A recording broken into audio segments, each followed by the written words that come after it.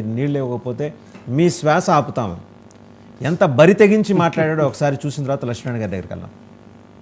पानी बंद करेगा इंशाअल्लाह हम तेरी सांस बंद करेंगे, इन दरियाओं में फिर खून बहेगा. अगर तू पानी बंद करेगा इंशाअल्लाह हम तेरी सांस बंद करेंगे, इन दरियाओं में फिर खून बहेगा.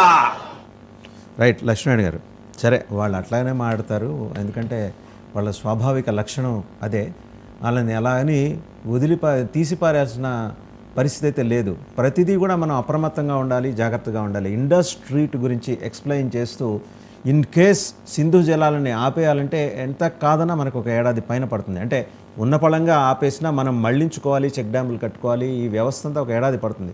ఇప్పుడు ఎలాగో వేసంకాలమే కాబట్టి కన్స్ట్రక్షన్ యాక్టివిటీ మనం ఇనిషియేట్ చేసిన ఒక ఏడాది తర్వాత పంజాబ్ ప్రావిన్స్, పాకిస్తాన్లో ఉన్న పంజాబ్ ప్రావిన్స్ ఖచ్చితంగా ఎడారి కాబోతోంది అనేది స్పష్టంగా వాళ్ళ